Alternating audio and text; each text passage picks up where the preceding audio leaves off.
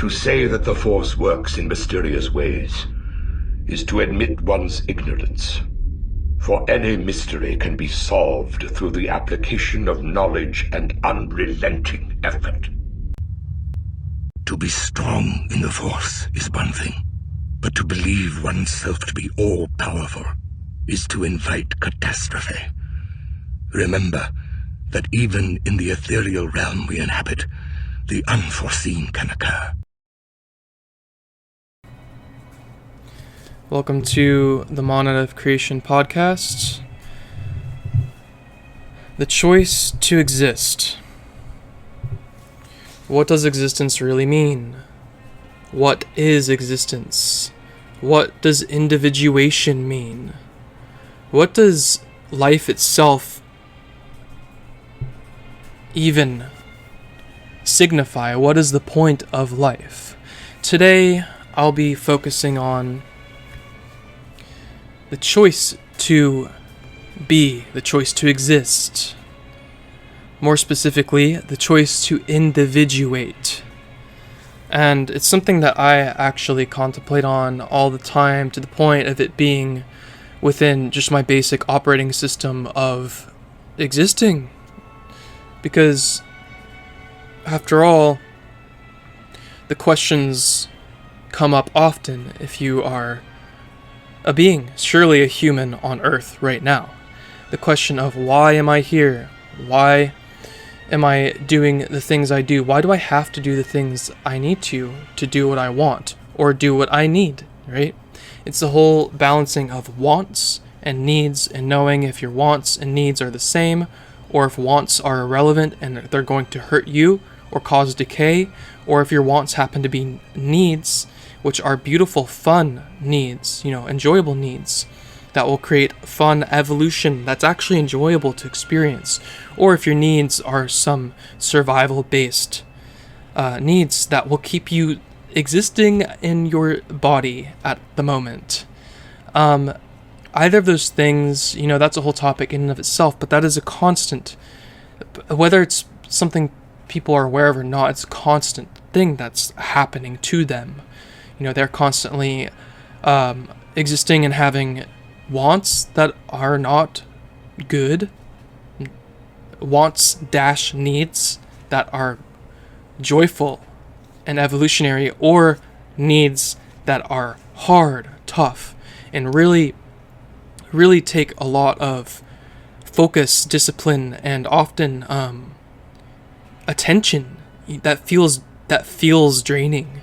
But in reality, it's actually expenditures, energy expenditure, and it's not expenditure in a negative sense. You're actually just spending so much focus and diligence on something you need to get done that it feels like it's siphoning, but it's not siphoning. It's actually just so much energy output that you feel like you're being siphoned. And it's everyone's choice to look at these three dynamics as either a quote good thing or a quote bad thing, because even if one is looking at as a negative thing, a negative type of being, a negative situation, it's still a good thing at the end of the day, because an aspect of them, a part of them on some level, within and without, is learning something. But let's make it real practical. The best way to exist, from my perspective and my opinion, is to look at the hard things, the struggles, the things you would rather not be doing that keep you in a mode of being able to function at an optimal frequency, an optimal energy capacity, an optimal way to be, and facilitate choices and actions and behaviors that are optimal, evolutionary, and eternal, that serve, yes, you, and serve others. Because when you're serving yourself and others, respecting yourself and respecting others, doing what needs to be done for yourself, and as a byproduct, doing what needs to be done for yourself does not harm others, and sometimes, very rarely, quite often for some individuals, helps others. That's great. And looking at that as a detriment, to yourself, looking at it as martyrdom, is actually a toxic and stagnant and decaying way to view it. And even if someone does view it that way, they're going to go through loads of suffering, conflict within themselves and in their external reality and situations, and that conflict can be viewed as good too, in my opinion. All the conflict I've been through, all the suffering and nonsense I've had to deal with within myself and outside of myself was actually a beautiful, great thing. I would never take back anything that's deeply hurt me, deeply backstabbed me. I would never take back any choice that I've made to hurt myself. Because ultimately, I learned from it so much, so deeply, so unutterably, that I would never wish to take it back. I would never wish to, if I did wish to take it back, I would be operating in what? Guilt, shame, and lack mentality. And I know, it's my opinion, my perspective, I know that lack, shame, and guilt mentality, those three combined, create nothing but more decay. So every individual has the choice to look at really disgusting, harmful, often violent situations that hurt people as a beautiful learning experience for evolution to occur, or you can view it as a bad thing, and that's your choice. So this all ultimately has to do with the diversity of creation, the diversity of life, the diversity of reality, the diversity of worlds, societies, nations, individuals, relative units, yes, family units, I prefer the word relatives, and everyone's individual sovereign path. So the choice to exist, what is the choice to exist? It's something that we often forget. It's something that, in my opinion, everyone does forget. Very few people come into this world with total recollection and knowing of their choice to exist, their choice of being an individual, their choice of being a consciousness, being an individual sovereign thing. But not just a mere thing, a beautiful, intelligent existor, an exister. The choice to exist, the choice to individuate from nothing, everything, the great nothing, the unutterable source of all reality and all realities, okay? The choice to come into a seemingly finite, often, yes, finite, manifested individual experience. And I think the choice to be a diligent exister and maintaining your knowing as a monad of creation, or discovering what it means to be a diligent exister and discovering what it means to be a monad of creation. Yes, you all are monads of creation. Whether the creation is bleak and destructive or the creation is beautiful and abundant, it doesn't matter. Everyone is creating and everyone's an exister. Someone could have a diligent fixation on something gross, and someone could have a diligent fixation on something beautiful. But until you eliminate the obsession and the fixation and the frantic focus on what you care about, you won't be a healthy, diligent exister, as I know it is, as I know it happens to be, and in my opinion, take it or leave it, is something that can facilitate healthy evolution. So the choice to exist, from my point of view, every being that has sentience, every being that has perception and a certain degree of awareness. I'm not talking about total awareness here. I'm not. No being has the mind of all. No being has the mind of source. No being has the mind of all that exists, of all realities, of all things to know. No one does have that. And no one has this infallible, unrelenting, unconditional love all the time. It's really hard to do that because sometimes situations will seem so destructive and harmful that I understand why people don't hold love for all creation and all life and all beings. I understand why they don't, because it is so bleak sometimes that you could say, why did I choose to come here? And if you're not saying why did I choose to come here, you're probably a cosmic nihilist saying, why does reality exist at all? There's no point. I don't mind what your perception is. I don't mind what your thoughts are. But I do care.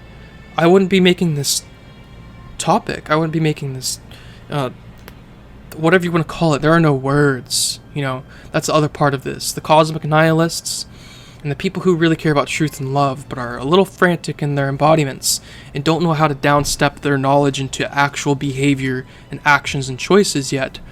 I don't mind what anyone does. I really don't. It's none of my concern, but I do care. Because I know that the trajectory from this now moment going forward, everyone's choice to exist, everyone's now moment existence is going to reverberate off each other. They're going to be disharmonic or resonant.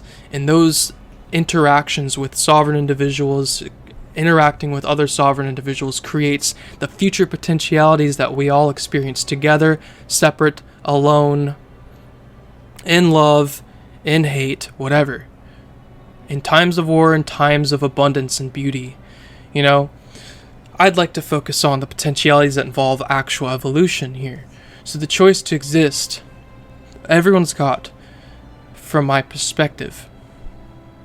Sounding like a broken record. If you're listening to this show, you're hearing my opinion, okay? The times are gone of me trying to be objective. There's no such thing as objectivity in terms of expressing it to other people, because everybody has to experience their path and learn it for themselves. There's no point in me explaining objectively what the choice to exist is. So I can just share with you what I have come to understand in the choice to exist. Every sentient being comes from somewhere, and where they're at now, there was a choice made. And yes, I'll say whether the choices were because they got stuck in some sort of astral prison, some sort of other dimensional prison, not just some weird 4D nonsense. It's not entirely bad. Some false heaven that a chain of events, a sequence of events, a sequence of choices brought them to this idea of some false prison, false in terms of it not being something they actually desire.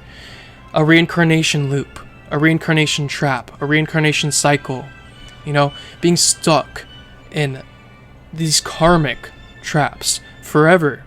Yes, I understand that they could be stuck in a loop, but that loop of endless reincarnation here, endless coming back as a human and maybe not learning the lessons they need to learn, maybe not learning what unconditional love is, and maybe not learning what non-biased perception and awareness is, maybe not learning that, and choosing different God dogmas, choosing different dogmas in general, scientific dogmas, over and over. Those choices, I will consider that in the realm of what I'm talking about. The choice to exist could be an ignorant choice to keep betraying oneself and getting stuck in loops, in the conscious mind loops, or a totality of existence, reincarnational samsara loops. Hello Buddhists, I don't know. Hello cosmic nihilists, I don't know. Who's listening? Yes, those are all choices. They might be ignorant choices, but the conscious choices are the ones that many of you probably have done. Many of you have probably done to get you to this now moment. The conscious choice to be here in the body you're in. The conscious choice to be here intertwined physically, your essence intertwined with the DNA and the physicality, the bone, the tissue, the fascia, the muscle, the tendons, the ligaments, the liquids in your body. It's all part of you, okay? We're not just souls and bodies, in these nasty bodies. I am not a theologian who is disgusted with creation and the state of things. I love the state of things. I love my body, no matter how non-optimal it may be at times. So, many of you probably made the choice to have this very hard life. This very begrudgingly now moment. This is what it is, and this is where you're at, life. So with that knowing, this has to do with my episode on Angelic Nihilism. It does. Many months ago, Angelic Nihilism, yes. It's about this. Being able to have total awareness. I should have called it pure nihilism, by the way. Pure nihilism. Which isn't nihilism at all. It's the awareness of, yes, the non-optimal things. Yes, the ugly things. The things that are true that happen not to be in alignment with beauty and life and abundance. And maintaining that awareness and going, okay, this is where I'm at right now. This is where I'm at right now, and regardless of the resonance I have with it, no matter what resonance or disharmonic energy I have with it, with my situation, with myself, with others, with things, no matter that, I'm here now.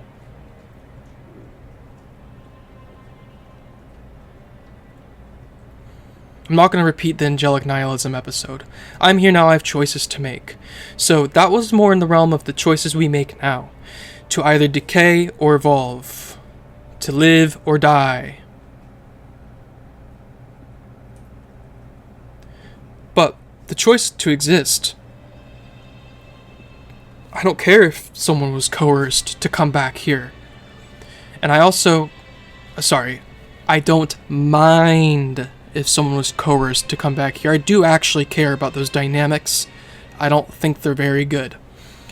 But they exist, so I'm totally okay with it existing. I'm not going to let it destroy me or anyone else. I don't mind if people were coerced to come back to Earth. If they were coerced to come back and individuate here. I don't mind if people were born into this life and they think there's absolutely nothing to live for. No reason for existence. Yes, there's no one reason. There's many, and they are what you make it. I don't mind if people don't want to be here and they hate it. I don't mind if people love it so much that they're ignorant of the ugly things that I just touched on. The choice is what matters. The choices that brought us here are what matters. Whether they're good or bad, okay? And I don't mind if someone shows here as, a being with total knowing of what the potentialities of transpiring are when they come here are. I don't mind that either. I'm talking about every choice that's led us to this now moment. If the choice was, hey, I'm going to go to planet Earth, and it looks like the times that are ahead look pretty bleak from a certain point of view, but also there's a lot of beautiful things down there too, and I know that the potentialities that I could go through when I individuate and come down into this dense matter, where I have to do a lot of things that are not ultimately enjoyable, but a lot of things that are enjoyable, and I can view the ultimately unenjoyable things as beautiful because they facilitate things in my future potentialities that are more abundant. Hard work maybe. Hard work and diligence and discipline, maybe. And both, your wage job, but also your embodiments as a soul, your embodiments as a being, as an exister. So, I don't mind what the choices are that led anyone to the now moment as a human being, but the choice to exist as a human being, there's reason, there's purpose, there's meaning. But the reason is honestly unknowable, and you can't talk about it. I won't talk about the reason because it's unutterable. And the purpose, the purpose to me seems like perpetual learning experience, perpetual evolution, whether it's ugly or beautiful. And the meaning is what you assign to it. It's what you assign to it on your own. Yeah, I'm not talking about moral relativism. I'm not even talking about morality or ethics here. I'm not concerned what people want to do with their lives. It's none of my concern. But I do know that if one thinks there's no purpose to existence, there's no meaning at all, there's no reason, it probably means that they're not assigning value to what they're doing. They're not assigning value to what it is they are. They're not assigning value very consciously on a every millisecond basis, assigning value to everything. They're probably not assigning value. And to understand the choice of existence, you probably have to start beginning assigning value to things. And hey, if you want to assign no value to things, let me ask you this. If you want to assign something as meaningless. There's no value to something. Are you feeling strong emotions towards that thing that you want to say has zero meaning or value? Are you having strong feelings that you probably need to work through towards that thing? Let's say you're someone who wants total medical freedom for everybody, and people who want to control society to, let's say, prevent further harm in other people's bodies at the cost of controlling other people's choices. You probably assign little to no value to those individuals. Probably, maybe less than probably. I don't mind how accurate I am here. It's an example, okay? So, many people right now are assigning little to no value to individuals who want to control others. Little to no value to structures that are artificial and harmful and coercive, right?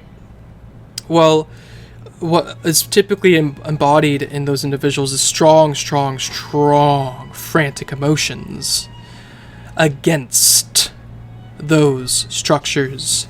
And as long as you're fueling that and feeding that structure with your emotions that, yes, are not in resonance, yes, are not in alignment with those structures and coercive artificial constructs, you're actually giving it yourself. You're giving it yourself. You can have the knowing in the realm of thought that those things aren't good, and you can express that they're not good. But if you're deeming it insignificant, all those things, those structures, those beings, as insignificant, foolish, know nothing, dead souls, whatever you want to call it, oh man, you're actually, in my opinion, wasting yourself. You know, some of you may have seen the quick little 30-second YouTube video that asked about if someone's wasting themselves. If people can't hear you clearly and you're also giving them all your emotion, you're wasting yourself. Surely that's not what I'm talking about, though. But the action and the thought to deem something totally meaningless and irrelevant and then fight it, if you think it's also evil or something, you have a story in your head about how it's evil. Yes, it can be bad. Yes, it can be harmful. But also, these perceived evil things, these perceived harmful things are learning lessons. And if you're super emotional about it, super against something, you're probably not having a learning experience with it. You're probably not having a learning experience with what is transpiring on the planet you're on, the reality you're in, what's within yourself. You're probably not able to step into an observer mode and look at yourself accurately, you know? So, I don't mind. I've been there too, okay? Like, this is not some, deep, rigid thing I'm doing. I still hold a begrudging, aspect, a begrudging thought process to the idea of teachings having to exist in the first place, but I digress. These are not teachings. I'm sharing with you as a sovereign individual as well. If you don't like, Billy Boy, if you don't like the state, and you're giving it all your emotion and all your time, all your energy, and you also deem it a meaningless aspect of reality because it's bad, you're probably missing the mark.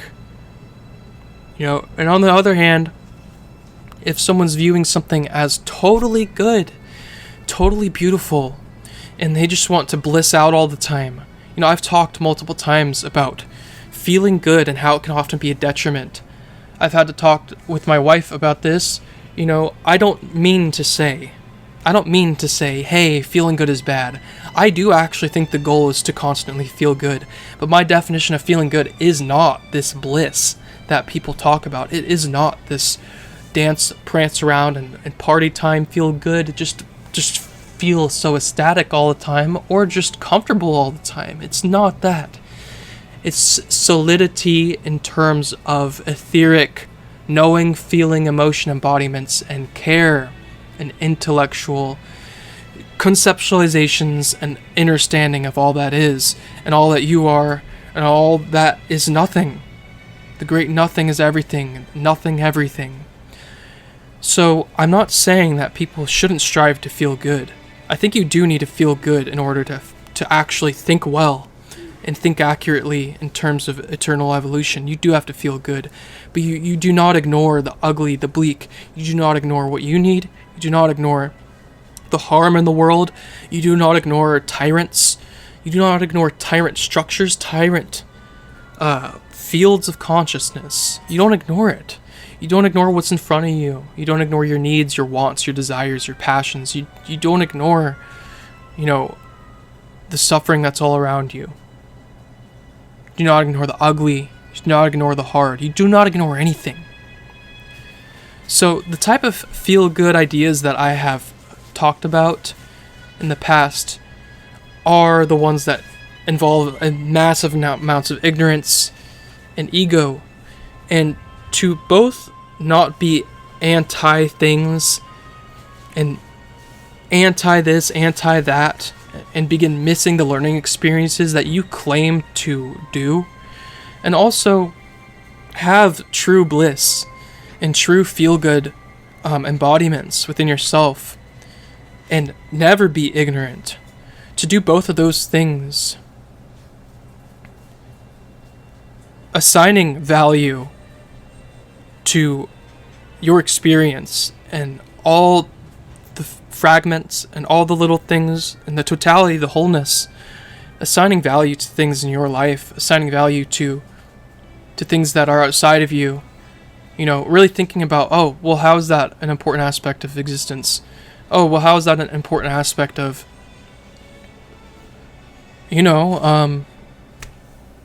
anything? How's an important aspect of the great nothing, of nothing dash everything, of nothing everything? How's that valuable?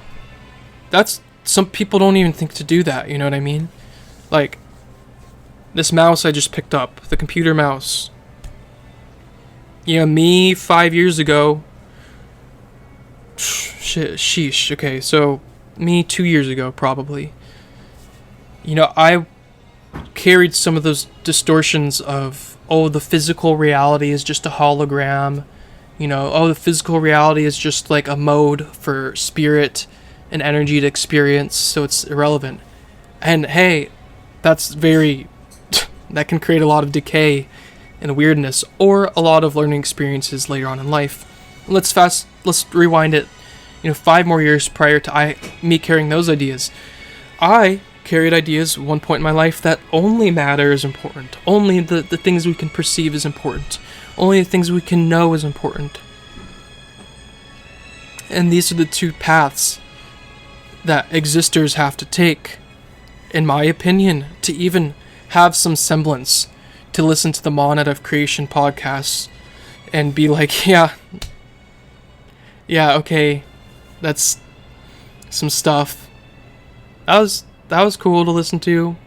Let me move on with my life, without either treating it as some rigid teaching or being so triggered by it that you want to troll it. Someone wants to troll it, Like, that's why at this point, let me make it a little subjective. I'll tell you a little bit about myself 30 minutes into this show. It's probably a really good time to do so, because if you made it this far, you probably care, right? About my perspective. So as an individual, maybe. So I don't care about making information. I don't mind to do this. I don't spend my time thinking about what other people need to hear. Okay? About what other people need to do. I don't worry about other people's needs. I don't concentrate or mind other people's needs. I at this point, I realize that the structure of the show has been so teaching-based in such a way that it sucked the joy out of it for me. And yes, I will say, where it wasn't siphoning necessarily, I'm not deleting the episodes, they're still valuable. Anyone who's at the point of consciousness that I was at recording those things, it probably will help them to hear the past me, which is the now me, okay? Me, say those things. I'm not deleting those. They're going to be up there. But, oh my god, I don't want to do that anymore. I don't want to be doing my job or sitting on the couch or playing a video game, talking to people, and taking field notes on what I need to report on my podcast. No. Not any longer.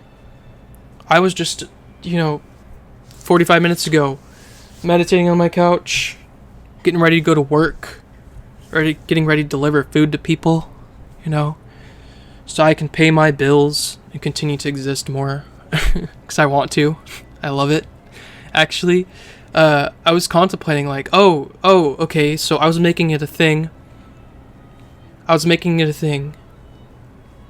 Thank you, Kat. Making it a thing of, I can't make teachings anymore. Well, what I realized was that, no, it's not that I'm making teachings anymore. I'm just talking to people who might find this interesting. That's all it is. It's your choice to exist, and it's also your choice to harm yourself.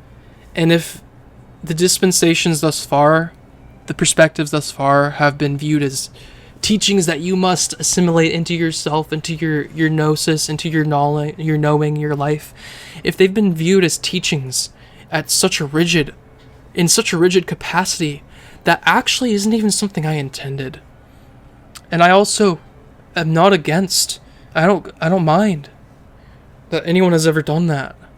Because if someone took my perspectives as rigid teachings that they need to be so insanely disciplined about, well, okay, it's actually a paradox, because at that point I actually think that's beautiful that they have the drive and passion to even, like a Sith devotee listening to Darth Bane's rantings and ravings, or Yoda sitting in Dagobah just blissing out in the swamps, feeling all that is and all that ever has been and all that is now.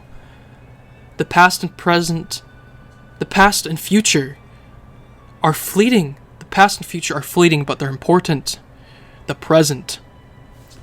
Whether you're a Sith frantically listening to the truths that your elders, whatever, whether you're a Sith, I'm talking about Star Wars, anyone who doesn't know what a Sith is. Whether you're a student that's frantically lusting after truth, okay, let me make it more practical. Whether you're a student that's lusting after truth, listen to that, or someone blissing out in a field, just feeling existence, but maybe losing sight of some practicality.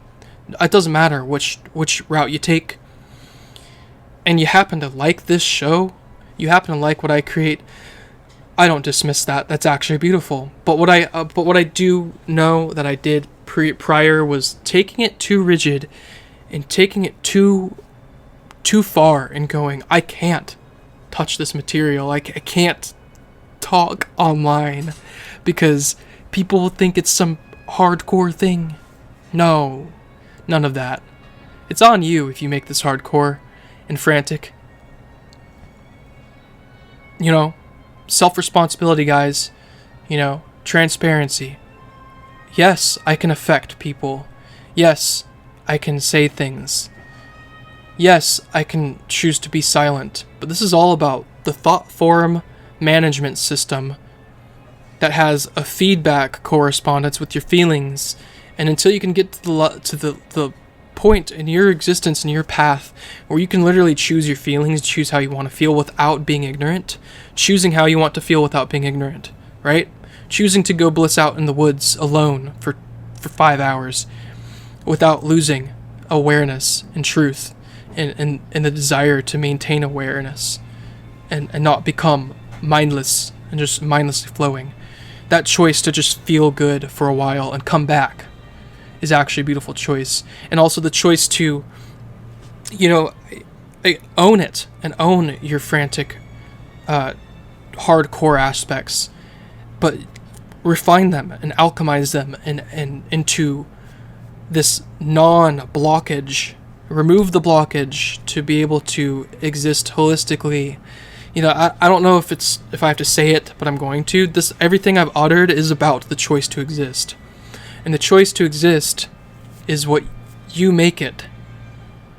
But I'll tell you, from what I have known and learned, the choice to exist is precious and it has meaning. But the meaning is unknown for so much of beings' lives and lifetimes and time in existence.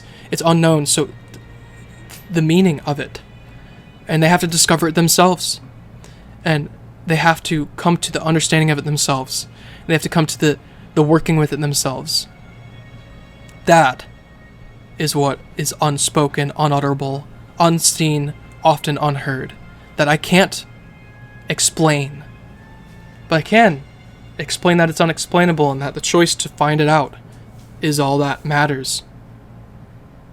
In terms of holistic, non-biased, non-dual, transcendental, eternal life paths. So, this was sparked by a chain of events.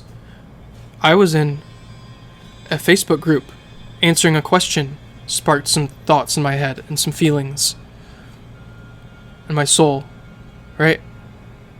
In me, the totality of me. I don't need to fragment this anymore. It just sparked some thoughts and feelings. I sat down, talked with my one, my lady, talked with her about some stuff in our life.